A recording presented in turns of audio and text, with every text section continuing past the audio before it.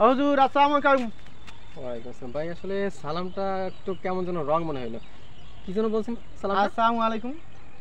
আসসালামু আলাইকুম আসলে শব্দের অর্থ তো আসলে সালামটা বিকৃত হয়ে গেছে ভাই। আমাদের ইসলাম ধর্মে যেরকম সালাম দেওয়া উত্তম, যেমন আসসালামু আলাইকুম ও রহমতুল্লাহ, অর্থ আপনার উপর শান্তি বর্ষিত হোক এবং রহমত বর্ষিত হোক। তা আপনি বলছেন আসসালামু আলাইকুম, এটা একটা হাদিস আছে, আসসালামু শব্দের অর্থ মৃত্যু। ও আচ্ছা আচ্ছা হুজুর, আমরা তো মূর্খ মানুষ, জানি না। ঠিক আছে, আসলে ওরকম না, মানুষে কয় আসলে ওইভাবেই আমরা শিখছি। আসলে ঠিক এই আছে, আসলে কিভাবে বলতে হুজুর একটু বলেন, আসলে এটা তো ঠিক না। আসসালামু শব্দের অর্থ মৃত্যু, তাহলে আসসালামু আলাইকুম মানে আপনার মৃত্যু হোক। ও নাউজুবিল্লাহ। আচ্ছা আচ্ছা। তাহলে আমরা কি বললাম যে আমরা শান্তি দেওয়ার মানে শান্তি বর্ষিত হোক সেই স্থানে বললাম আপনার মৃত্যু বর্ষিত হোক, আপনার মৃত্যু হোক। কথাটা আসলে একেবারে বিকৃত হয়ে গেছে। তো আমাদের সমাজে যে সালামের প্রথাটা আছে আলহামদুলিল্লাহ অনেক ভালো, কিন্তু সালাম দেওয়াটা আসলে ভুল দেই।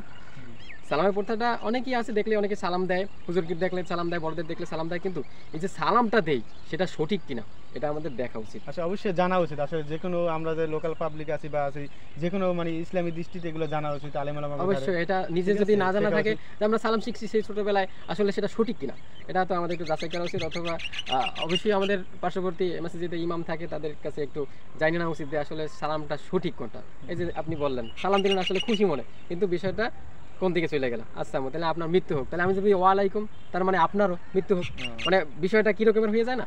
এই জন্য আর কি আমাদের সঠিক জায়গায় সালাম দেওয়া উচিত ভাই। ঠিক আছে।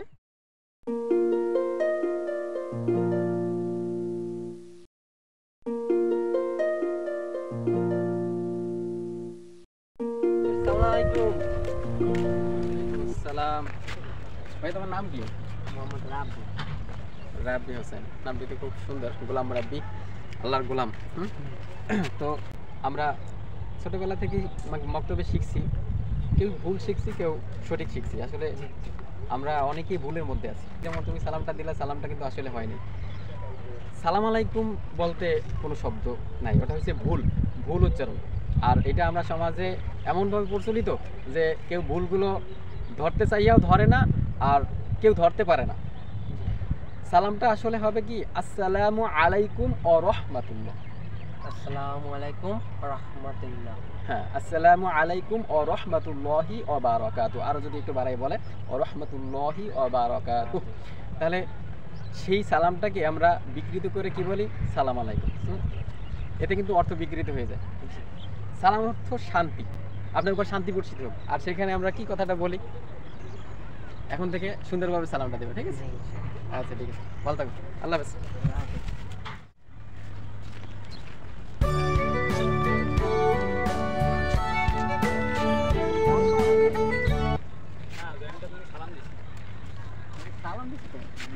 আমি তো ভাবছি যে তুমি আমাকে হাত দিয়ে ডাকছো, তুমি না, আমি তো সালাম দিই।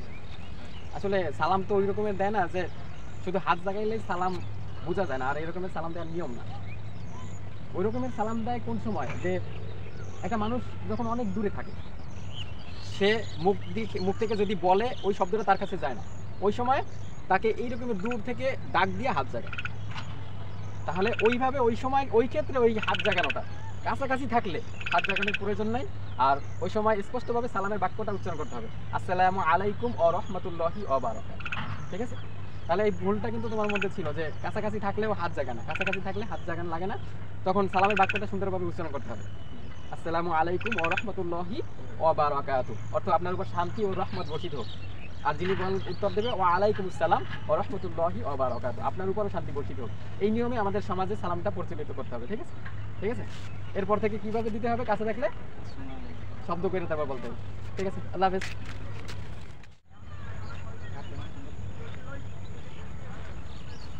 আসসালামু আলাইকুম। ভাই আমি তো সালাম দিচ্ছি। ভাই আমি তো সালামের উত্তর নিয়েছি। সালামের উত্তর আমি তো শব্দ পাইলাম না। শব্দ ভাই, শব্দ লাগে না। শব্দ লাগে না, আসলে এটা একটা ভুল ধারণা।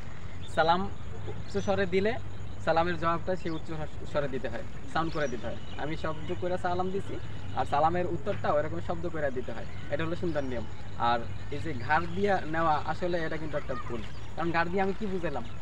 আমার ঘাড়ে ব্যথা হইতে পারে, একটু ধাক্কা লাগছে, এটা তো হইতে পারে, আর অন্য কিছু বুঝাইতে পারে, ওতে সালামের উত্তর কিন্তু হয় না। ঠিক আছে? তো ওভাবে সালাম দিলে আসলে সালামের উত্তরটা প্রকাশ পায় না। আর আমাদের সমাজে এরকম অনেক ভুল আছে, সালাম আসসালামু আলাইকুম কেউ বলে, আসসালামু আলাইকুম ইয়া রাহমাতুল্লাহ কেউ বলে। তারপরে আরও অসংখ্য ভুল আছে, কেউ হাত জাগাইয়ে সালাম দেয়, এই যে তুমি একটা ভুল করলা ঘাড় দিয়ে সালাম দিলা, এই সমস্ত আসলে সালামের কোনো নিয়ম না, ঠিক আছে? তো আমাদের সমাজে যেই ভুলগুলো আছে আমরা কিন্তু এগুলো শুধরাইয়ে দেবো। তোমার যে বন্ধু বান্ধবগুলো আছে সবাইকে বলবা ওভাবে আর সালাম দিতে হবে না। আসসালামু আলাইকুম ও রহমতুল্লাহি ও বারাকাতু, অর্থ আপনার উপর শান্তি বর্ষিত হোক এবং রহমতও বর্ষিত হোক। আর ওয়া আলাইকুম আসসালাম ও রহমতুল্লাহি ও বারাকাতু, এবং আপনার উপরও শান্তি বর্ষিত হোক। তা আমি সালাম দিচ্ছি, তুমি বলবা ওয়া আলাইকুম আসসালাম ও রহমতুল্লাহি ও বারাকাতু, আপনার উপরে শান্তি বর্ষিত হোক এবং রহমতও বর্ষিত হোক। তাহলে কত সুন্দর হলো না? আমিও তোমার জন্য শান্তি কামনা করলাম আল্লাহর কাছে, আর তুমি আমার জন্য শান্তি কামনা করলাম। এটা কিন্তু খুব সুন্দর একটা প্রথা। তো ওই ঘাড় বাঁকা না কইরা আর হাত জাগাই ওরকমের ভুল সালাম না দিয়া আজকে থেকে উচ্চ স্বরে সালামটা দিতে দিবে, ঠিক আছে ভাইয়া? ঠিক আছে, মনে থাকবে। ওয়ালাইকুম আসসালাম।